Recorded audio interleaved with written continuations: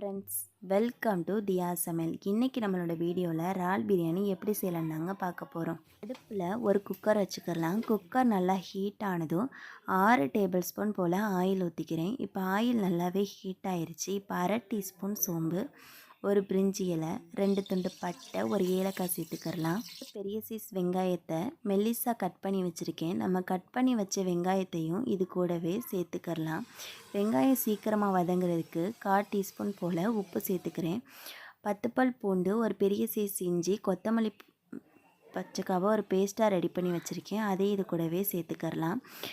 வெங்காயமும் பேஸ்ட்டும் நல்லா ஒன்றோட ஒன்று சேர்ந்து வதங்கணும். அப்போ தான் சைஸ் தக்காளியை இந்த அளவு மெல்லிஸாக கட் பண்ணி வச்சுருக்கேன். இந்த தக்காளி இது கூடவே சேர்த்துக்கிறலாம். ஒரு கைப்பிடி கொத்தமல்லி புதினா, 1 டீஸ்பூன் மிளகாய்த்தூள், 1/4 டீஸ்பூன் மஞ்சள்தூள் சேர்த்து நல்லா வதக்கிடுங்க. இப்போ 1 கிலோ இறாலை நான் நல்லா க்ளீன் பண்ணி எடுத்து வச்சுருக்கேன். அதையும் இது கூடவே சேர்த்துக்கிறலாம். இப்போ இறாலும் கிரேவியும் ஒன்றோட ஒன்று சேர்ந்து வதங்கணும். அரை எலுமிச்சைப்பழச்சாறு, 2 டீஸ்பூன் கரம் மசாலா சேர்த்துக்கிறேன். இப்போ 1 கப் அரிசிக்கு 1/2 கப் தண்ணி சரியாக இருக்கும். இப்போ தண்ணியும் மசாலாவும் ஒரு தடவை கலந்து விட்டுட்டு தேவையான அளவு உப்பு சேர்த்துக்கிறேன். ஊற வச்ச அரிசியை இது கூடவே சேர்த்துட்டு ஒரு தடவை கலந்து விட்டுருங்க. இப்போ தண்ணியும் அரிசியும் சமமாக வந்ததும் குக்கரை நல்லா க்ளோஸ் பண்ணி விசில் போட்டுட்டு அடுப்பை 20 செகண்டுக்கு அப்படியே விட்டுருங்க.